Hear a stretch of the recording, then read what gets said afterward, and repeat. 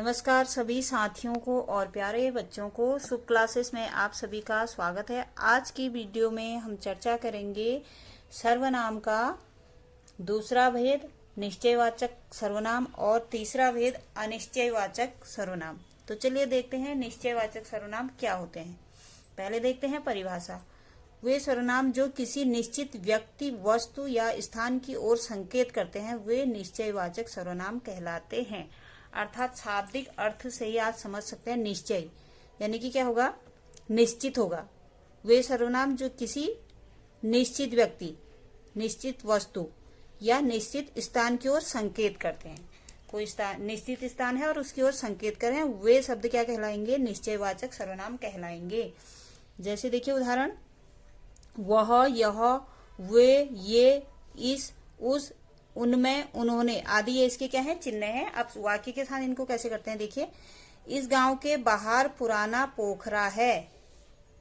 एक निश्चित जगह बता दी ना, इस गांव के बाहर।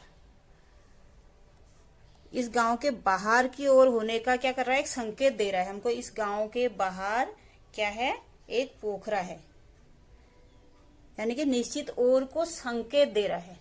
निश्चित जगह नहीं बता रहा, निश्चित ओर को संकेत दे रहा है। संकेत दिया जा रहा है कि इस गांव के बाहर पे एक पोखरा है यानी कि तालाब है। वे बाजार जा रहे हैं, संकेत दिया जा रहा है बाजार जा रहे हैं। यह घर मेरा है। तो ये क्या हो गए, निश्चयवाचक सर्वनाम हो गया। अब इसमें क्या कह रहा है देखिए, नोट क्या है, निश्चयवाचक सर्वनाम से दूर या निकट किसी वस्तु या व्यक्ति का पता चलता है, इसे संकेतवाचक सर्वनाम भी कहा जाता है, कह सकते हैं। यानी कि निश्चयवाचक सर्वनाम को हम क्या बोलते हैं, संकेतवाचक सर्वनाम भी कहते हैं, क्योंकि ये क्या दे रहा है, किसी व्यक्ति, वस्तु, स्थान का संकेत दे रहा है हमको, दे रहे ये शब्द।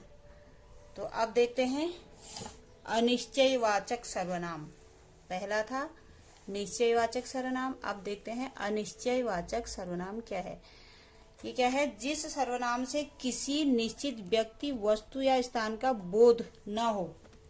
अब वहां पे क्या था, किसी, उसका विपरीत है, वो निश्चयवाचक हो गया, इसमें अनिश्चयवाचक हो गया। तो क्या हो गया, उसका विपरीत हो गया। जिस सर्वनाम से किसी निश्चित व्यक्ति, वस्तु या स्थान का बोध न हो, नहीं हो, उसे अनिश्चयवाचक सर्वनाम कहते हैं।